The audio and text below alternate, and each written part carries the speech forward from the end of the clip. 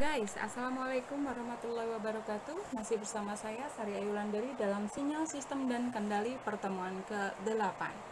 Oke, kali ini kita akan membahas tentang next setelah UTS itu apa aja yang bisa kita pelajari. Di sini ada pengantar sistem kendali, matematika sistem fisik, transformasi Laplace, kemudian persamaan dan blok diagram sistem kendali, penyederhanaan blok diagram sistem kendali, bentuk persamaan sistem kendali, dan estimasi fungsi transfer. Itu kira-kira ya. Oke, kita masuk ke pengantar sistem kendali. Apa sih itu sistem kendali atau yang biasa disebut dengan sistem kontrol? Sistem kendali atau sistem kontrol itu adalah suatu alat atau beberapa alat untuk dikendalikan atau diperintahkan dan mengatur keadaan dalam sebuah sistem gitu ya. Kemudian kontrol loop itu dibagi menjadi dua, yaitu ada loop terbuka dan loop tertutup.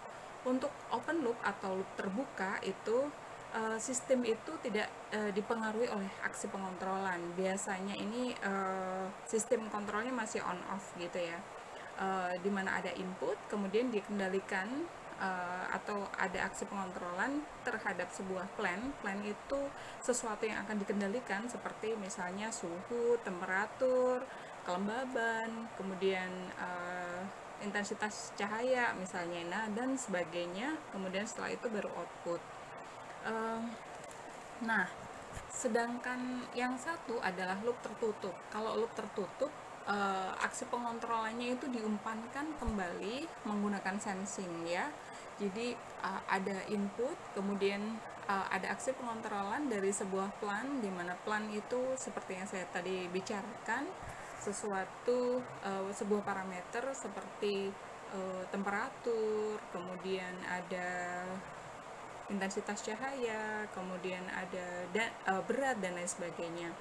Nah, di situ akan diumpan balikkan, di mana di situ akan ada sensor yang akan melakukan umpan balik atau menyeleksi atau mengoreksi sesuatu yang misalnya ada error yang terjadi. Nah, contohnya seperti ini guys. Misalnya kita punya dua contoh, ada open loop dan closed loop.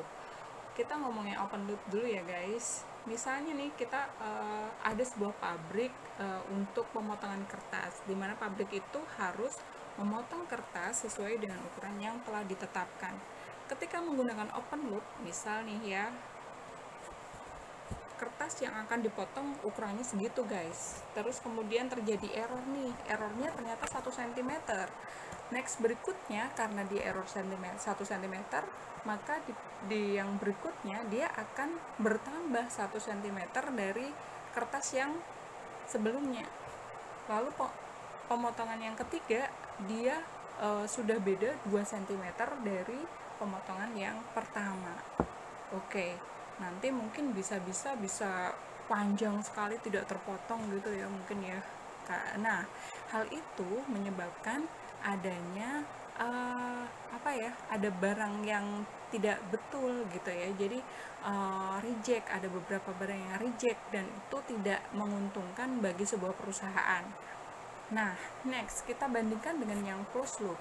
Ketika closed loop sama ya, ada sebuah pabrik, di mana pabrik itu dia harus melakukan pemotongan terhadap kertas dengan panjang, lebar, dan ukuran yang sama atau dimensi yang sama seperti, lalu kemudian dia ada error.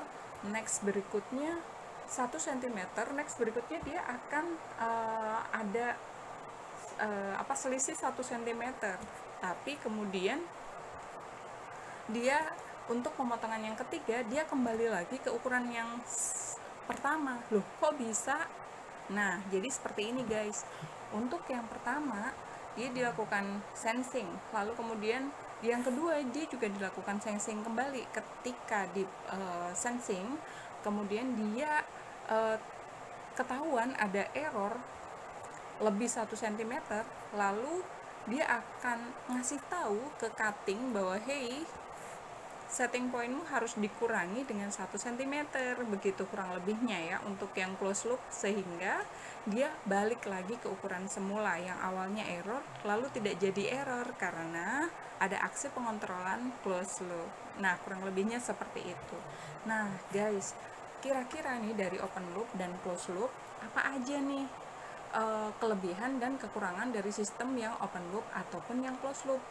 Kira-kira nih kalau misalnya sistem yang open loop, nah kira-kira lebih sederhana mana nih, open loop atau closed loop? Mesinnya loh ya, mesinnya lebih sederhana mana nih? Nah, selain dilihat dari kesederhanaan, mungkin bisa dilihat dari ekonomis. Misalnya nih, lebih murah mana sih antara open loop dengan closed loop? Selain lebih murah, juga kita bisa melihat lebih akurat mana sih open loop atau closed loop. Nah, silahkan dijawab sendiri ya guys. Next, untuk kita ketahui bahwa kategori sistem kontrol itu dibagi menjadi 3, yaitu yang pertama adalah kontrol konvensional atau kontrol pada zaman dahulu gitu ya. Kemudian yang kedua adalah kontrol modern, kemudian yang ketiga adalah kontrol cerdas. Untuk kan konvensional kita punya 2 nih guys, diantaranya adalah kontrol on off yang biasa dipakai. Kemudian setelah itu ada PID sekarang udah masuk di konvensional ya guys. Next, berikutnya untuk kontrol modern itu ada adaptif, robust, optimal, multivariabel, dan untuk kontrol cerdas itu ada sistem Pakar, fuzzy, GST, dan NN atau neural network. Oke, kita ngomong yang konvensional dulu nih guys. Baik yang on off maupun yang PID pada dasarnya itu dia try and error, makanya disebut dengan konvensional. Dia coba-coba guys. Biasanya yang menggunakan kontrol on off dan PID ini yang masih di tingkat dasar, misalnya untuk SD, SMP, SMA. Nah, untuk yang mahasiswa seperti kalian nih guys, mestinya sudah masuk selain belajar tentang sistem konvensional di beberapa mata kuliah, kita juga akan dapat di mata kuliah lebih advance untuk yang kontrol modern dan kontrol cerdas. Oke guys, next berikutnya kita masuk ke kontrol modern. Kontrol modern itu ada kurang lebihnya ada 4, sebenarnya ada banyak banget sih guys. Nah, yang pertama adalah kontrol adaptif. Nanti di semester 6 kalau nggak salah teman-teman nanti bakalan dapat ya guys. Sistem kontrol adaptif ini karena omongannya juga adaptif ya, makanya dia bisa beradaptasi. Di antaranya adalah dia punya KP, KI, dan KD-nya sendiri-sendiri. Jadi sistemnya loop tertutup, otomatis ya, dan dia bisa beradaptasi apapun yang terjadi dengan si mesin tersebut. Yang kedua adalah kontrol robust. Kontrol robust atau yang disebut dengan kontrol tegar itu dia bisa menggunakan set point dan ngatur dari set pointnya itu sangat cepat. Jadi kalau robust itu berarti dia kecepatannya lebih bagus ya. Kalau adaptif biasanya dikaitkan dengan sesuatu yang ada hubungannya dengan makhluk hidup gitu ya, kemungkinan. Misalnya nih temperatur, intensitas, dan lain sebagainya.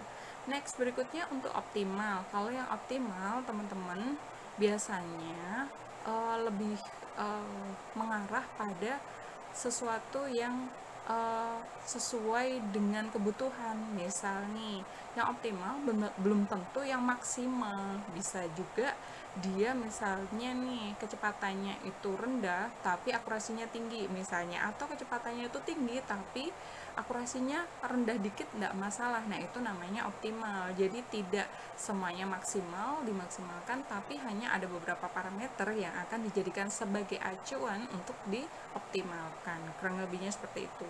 Nah, untuk yang berikutnya, yang paling akhir itu adalah multivariabel. Untuk yang multivariabel itu biasanya pengontrolan menggunakan beberapa mesin gitu ya, atau sesuatu yang kompleks. Biasanya ada MIMO atau multi input dan multi output, kemudian ada SIMO atau single input multi output, dan ada MISO atau multi input single output. Jangan khawatir guys, di mata kuliah saya ini kita akan hanya membahas tentang SISO atau single input dan single output. Next, kita akan masuk ke sistem cerdas. Nah, sistem cerdas ini dia bisa bekerja seperti manusia guys. Contohnya nih yang biasanya dikombinkan dengan algoritma-algoritma yang ada di teknik informatika, guys. Contohnya adalah ada sistem pakar, misalnya.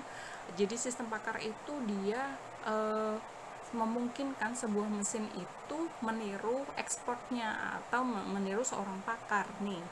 Nah, sehingga sistem tersebut masih tetap bisa digunakan walaupun si pakarnya ini sudah meninggal, guys. Asik kan? Nah, next untuk fuzzy atau samar, misalnya nih kita kalau fuzzy itu misalnya ada sebuah sistem yang dia awalnya itu sangat-sangat saklek gitu, misalnya nih, dia itu harus bekerja pada derajat sekian, maka ketika kurang dari 0,00001 derajat maka dia tidak melakukan, tapi ketika pas di situ dia baru melakukan. Nah, pada beberapa sistem ternyata itu tidak menguntungkan, tidak bagus gitu. Nah, sehingga dibuatlah yang samar atau yang fuzzy, sehingga kita bisa men-setting dingin, agak dingin, sangat dingin, dan seterusnya. Nah, yang